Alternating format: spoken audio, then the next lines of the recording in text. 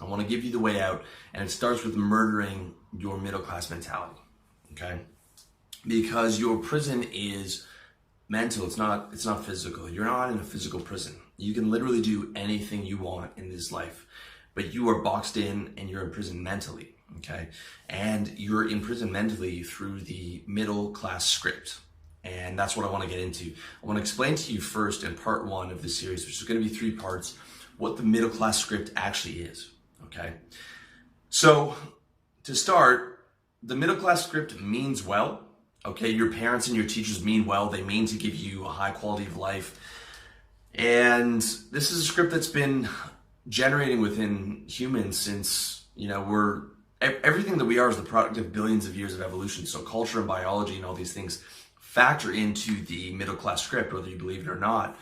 And the problem with that is through the vast majority of human civilization and human evolution, we haven't been really self-aware.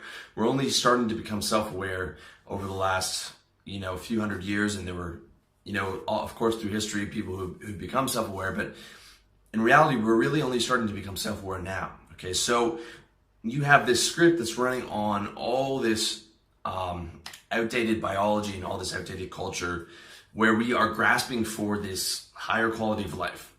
But instead, what usually happens with the middle class script is you get 3 things. You get people chasing the pursuit of status. You get people avoiding shame, and you get obedience to propaganda and advertising.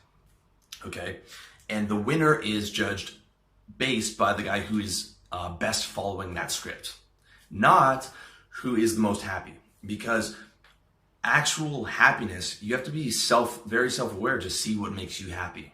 And that self-awareness and that living for what makes you happy is not built into the script. It's a very vague notion of quality of life, and that's supposed to make you happier, but it is not actually down on a granular level of what makes you happy.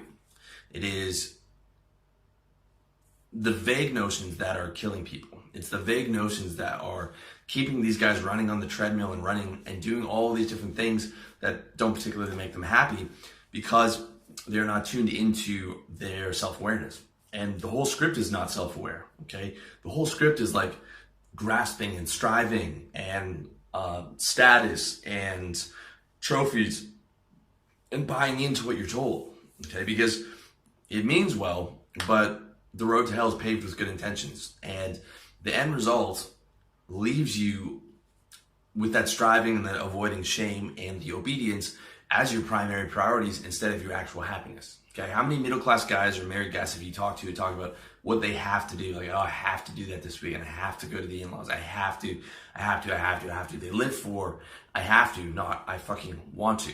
Okay, that's what I'm trying to clarify, because the primary operating system behind the middle class script and behind culture itself is shame, okay? Is shame.